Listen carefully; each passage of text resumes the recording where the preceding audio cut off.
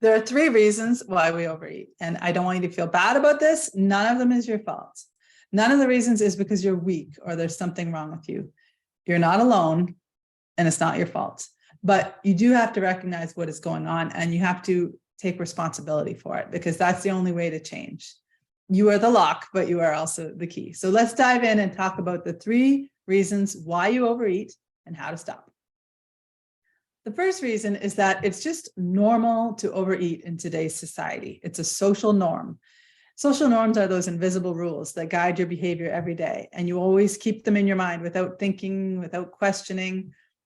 For example, portion sizes have increased by crazy amounts in direct proportion to our body weight over the years. So in 1916, Coca-Cola was sold in 6.5 ounce bottles. Now you can get a double gulp, which is 64 ounces. Cars are made with bigger cup holders now. In 1955, McDonald's only had one size of French fries, 2.4 ounces. Now it goes up to 5.9 ounces. A McDonald's hamburger used to be 3.7 ounces, and now a quarter pounder is 9.2. In the 1980s, a standard scoop of ice cream was 2.5 ounces, and now that's considered a child's portion, and a regular ice cream is 4 ounces. The other thing is that we've normalized overconsumption and overindulgence of food. Like our culture loves to eat without limitation and to excess. Almost everyone eats too much regularly. Eating excessively is socially acceptable and like it's a normal part of celebrations in today's society, right? Weddings, birthdays, holidays, dinner parties, vacations, Thanksgiving, sporting events, they all involve huge spreads of food, like beyond what you need to satisfy hunger. And treats have now become a normal daily occurrence. Like there's no need for a special occasion anymore. It used to be that cake was a treat, and a few times a year on someone's birthday, there'd be cake. Now you can have cake whenever you want. You go to Starbucks for a coffee and you get a muffin that has more sugar and calories than a birthday cake, and you have it for breakfast, right? So it's just a social norm to overeat all the time. And a lot of us think about what is normal without realizing that we're absolutely being influenced by social norms. Like a lot of us think 3 meals a day is normal, but just stop to ask yourself, like, why is this normal? It's a cultural norm, right? A cultural norm. It's ingrained into our society. So same as snacking. You're supposed to have breakfast as soon as you wake up, then snack, lunch, snack, dinner, maybe another snack. Why? Have you ever questioned it? People will just say like, well, I just want to eat normally. I don't want to have like disordered eating. I don't want to be obsessive. I just want to eat normal. Well, it's normal in our society to be overweight or obese and to have high blood pressure and prediabetes and be on your way to heart disease or stroke. So if you eat like everyone else in America, you can expect to have the same results as everyone in America. There's this quote by Penn Jillette, the magician who lost more than 100 pounds. And he says, doing health like everyone else certainly didn't work for me. I was obese like everyone else. I had high blood pressure like everyone else. I was on my way to diabetes like everyone else. And I promised myself I would eat a little better. And then I would eat movie popcorn and cupcakes and donuts, just like everyone else. But that didn't mean I had to die like everyone else. So you have to question what's normal and what works best for you. And don't just do things because you feel like it's normal, because what's normal and common is the path to obesity and disease.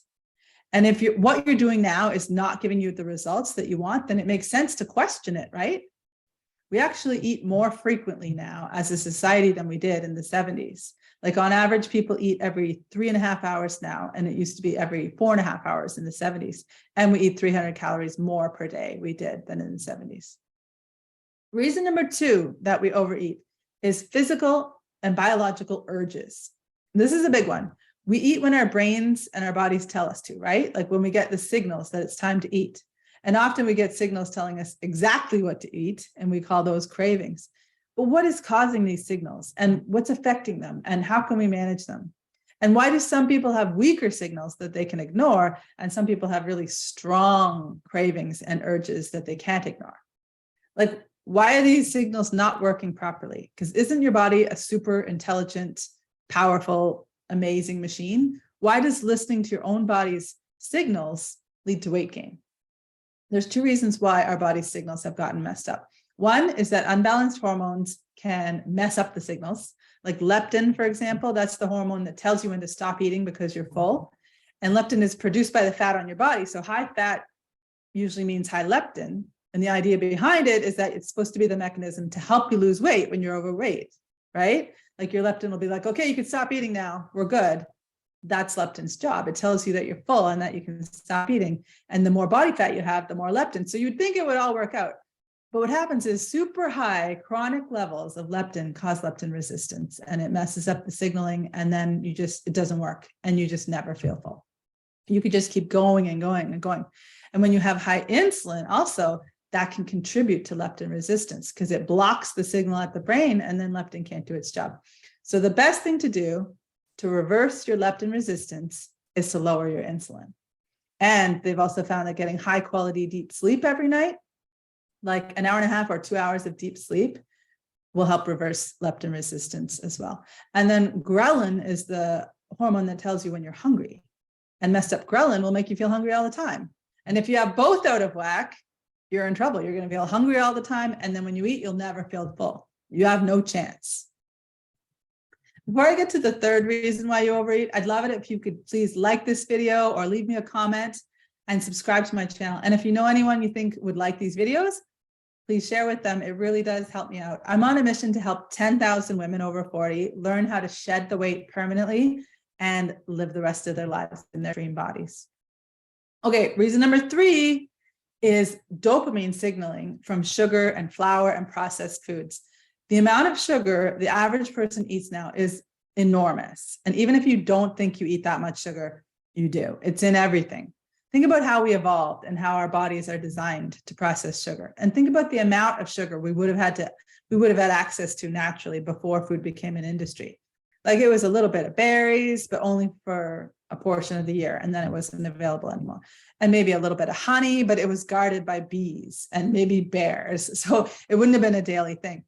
But when you eat a cookie or you drink a Coke or something now, your brain is like, what is this? This is perfect. This is so much energy. How did you get this much sugar? Go get more. You're going to live forever with this much energy, because your brain is not designed to have such a big hit of sugar.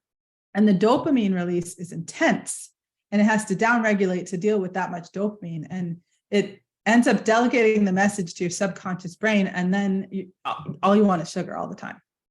So our brain will send us a signal that says, I'm hungry now. Time to eat. I'd like to eat now. And if you feed it sugar chronically in huge amounts, you just have no chance.